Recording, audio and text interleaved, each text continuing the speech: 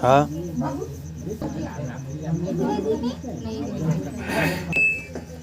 जुल्हा तान बान नहीं जाने। क्या कह रहे हैं? जुल्हा तान बान नहीं जाने, फाट बिने 10 ठाई हो।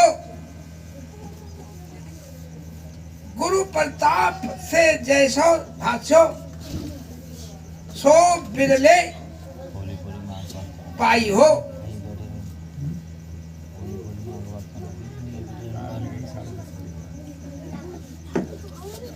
अनंत कोट मन हीरा बेधो,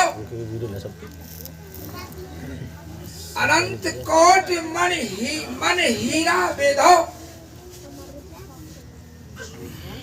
फिटकी मोल न पाई हो।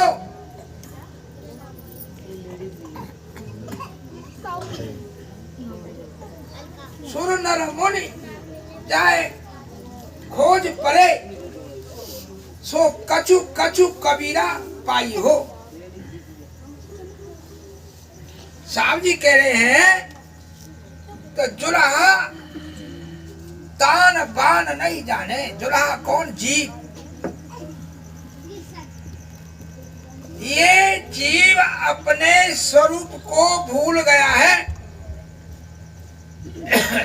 जीव अपने आत्म स्वरूप को भूल गया है, इसलिए फाट बिने 10 ठाई हो। यानी 10 ठौर से फटे हुए इस शरीर रूपी, इस शरीर को यानी बनाता है। क्या बनाता है? कि ये अपने वास्तविक स्वरूप को भूल गया है। अपने आत्म स्वरूप को भूल जाने के कारण ये इस मानव देह को बुनता है, जो 10 ठौर से फटा हुआ है। गुरु प्रताप जैसे जानो, जिसने जैसा जाना, सो बिरले जन बिरले सो पाई हो। कोई कोई बिरला इस आत्म स्वरूप को जान पाता है, कोई कोई बिरला जिसकी समझ में। हाँ, साहब जी कहते हैं कि अनंत कोट मन हीरा बेधो, फिटकी मोल न पाई हो। साहब जी कहना चाहते हैं कि इस मन की करोड़ों मान्यता में उलझ जाने के कारण, जीव इस मन की करोड़ों मान्यता में उलझ जाने के कारण फिटकी मोल न पाई हो। साहब जी कहते हैं कि जिस प्रकार हीरा यानी हीरा का मोल इतना गिर गया है कि फिटकरी से भी इसकी वैल्यू कम है। यानी जो फिटकरी यानी जो हीरा है, ये जीव, साहब जी समझाना चाहते हैं कि मानव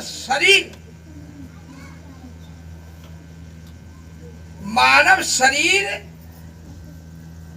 इस पत्थर के भगवान, पत्थर के ईश्वर से भी इस चेतन की कीमत यानी चेतन को इतना सम्मान नहीं मिल रहा है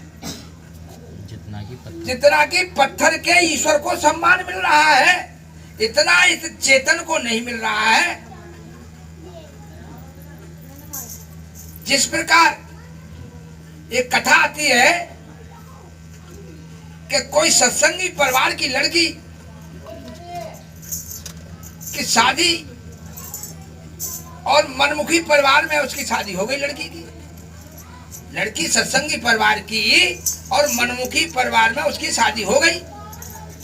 तो उसकी सास बोली कि बेटा सुबह को मंदिर चलना है। उसने कहा मंदिर के? हाँ, अच्छी बात है। अब दोनों बहू सास गई मंदिर में।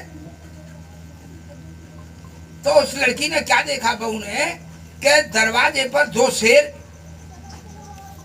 मूर्ति शेरों की बहुत विशाल शेर और मूर्ति लग रही।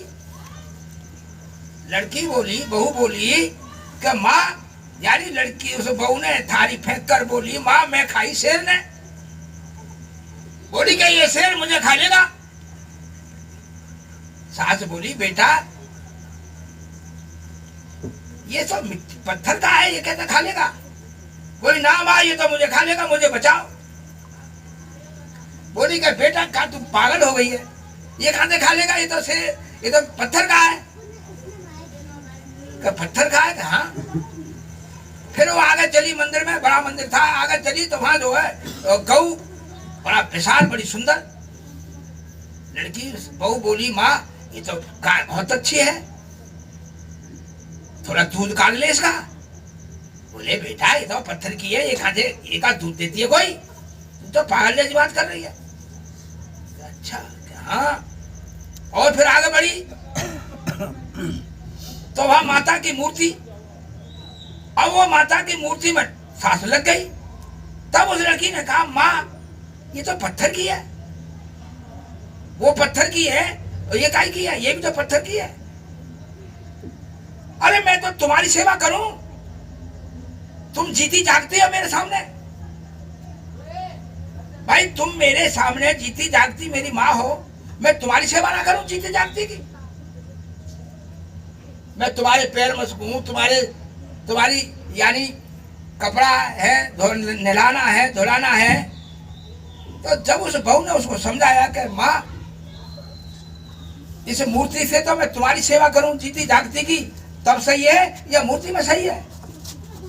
तो यहाँ कहने का भाव ये है कि अपने जीते जागते माँ बाप की सेवा, अपने सास ससुर की सेवा करने में शर्म लग रही है और वह मूर्ति के आगे मत्था टेक रहे हैं और जीते जागते को की कदर नहीं कर रहे। भाई यानी परिवर्तन हो गया है इतना। कब मूर्ति के आगे तो अच्छे अच्छे मत्था नवा रहे हैं, लेकिन जो जीते जागते माँ बाप हैं, सास ससुर है, उनकी बात भी नहीं बुझ रहे। तो उस लड़की ने जब समझाया कि माँ पत्थर से तो तुम जीती जागती हो, मैं तो तुम्हारी सेवा करूंगी, मैं तो तुम्हारे तरफ देखूंगी। तो तब सास की समझ में आई कि बेटा तू सही कह रही है। तो यही बात साहब जी कह रहे हैं कि अनंत कोट मन हीरा बेधो, फिटकी मोल न पाई हो। यानी जिस प्रकार हीरा की कीमत फिटकरी से भी गिरी हुई है, इस प्रकार साहब जी समझाना चाहते हैं कि भाई चेतन की कदर, चेतन को वो सम्मान नहीं मिल रहा है जो पत्थर को सम्मान मिल रहा है। आज जो चेतन माँ बाप हैं, सास ससुर हैं, उनको तो सम्मान मिल नहीं रहा है। और मंदिर में जाकर के मूर्ति के आगे गिड़गिड़ा करके उसको पूरा सम्मान मिल रहा है। ये भी तो हमारा देश बिगड़ रहा है। ये भी तो आज माँ बाप सास ससुर दुखी हैं, कौन देख रहा है? तो इसी आधार को लेकर साहब जी समझाना चाहते हैं कि पहले चेतन की सेवा कर, अपने माँ बाप की सेवा कर, अपने सास ससुर की सेवा कर। तू वहां काम अच्छे कर रहा है, जो जीतन तेरे सामने जीते जागते खड़े हैं, अरे इनकी कदर करना। तो साहब जी कहते हैं कि सुर नर मुनि जाग की पार परे हैं, खोज परे हैं। सुर नर मुनि जाके खोज कर रहे हैं, उस परमपिता परमात्मा की खोज में सुर नर मुनि लगे हुए हैं। वो परमपिता परमात्मा, उस परमपिता परमात्मा को पूर्ण तरीका से कोई नहीं जान सकता। वो इतना विशाल है, वो इतना अंतर्यामी है। तो कछु कछु कबीरा गाई हो। साहब जी कहते हैं कि कछु कछु मेरी समझ में कछु कछु आई है।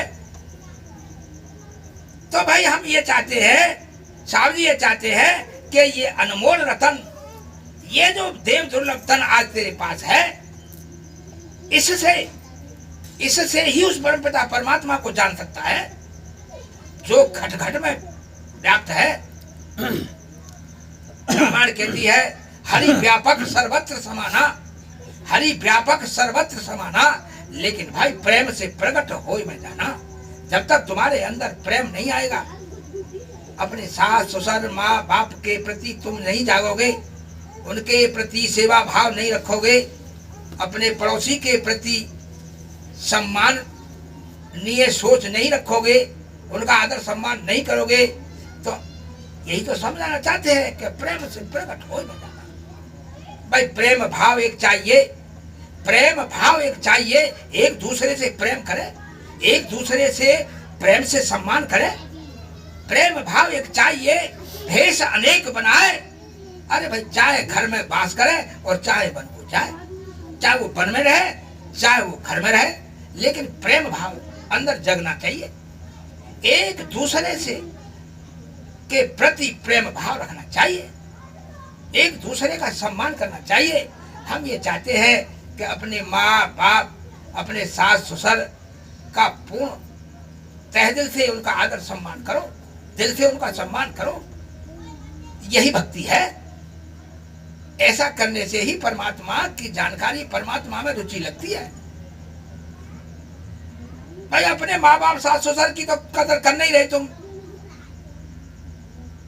काहे रे बन खोजन जाई, गुरु नानक कहते हैं कि काहे रे बन खोजन जाई, सर्व निवासी सदा अलेपा तोरे संग रहाई। पुष्प मध्य जो बास बचत है, मुकुर माए जैसा छाई, तैसे ही हरि बचे निरंतर, खोजो खटके माई। अंदर बाहर एक ही देखो, यह गुरु ज्ञान बताई, जन नानक बिन आपा चिन्ह मिटे न भ्रम की काई। यही बात गोस्वामी जी ने कहा कि घट में है सूझे नहीं, घट में है सूझे नहीं, लानत ऐसी जिंद, और तुलसी या संसार को भय मोतिया। जो परमपिता परमात्मा तेरे घट में विराजमान है, उसे जानने की बजाय, उसको सम्मान देने की बजाय तू पहाड़ों में, कंदराओं में, गुफाओं में जा रहा है, मिल जाएगा तुझे। फिर गोस्वामी जी को यही कहनी पड़ी कि इस जीव को तो मोतिया बिंद हो गया है नियरे चाहे दूर बतावे दूर की बात नासी, और कहत कबीर सुनो भाई साधु, गुरु बिन भरम न जाती। भाई वो परमपिता परमात्मा तुम्हारे हृदय में वास करता है, उसे पहचानो, उसे के प्रति जागो, उसके प्रति जागो, अपनी चेतना के प्रति चैतन्य रहो। और तुम कंदराओं में जा रहे हो, गुफाओं में जा रहे हो, पहाड़ों में जा रहे हो, पर्वतों में जा रहे हो, मिल जाएगा।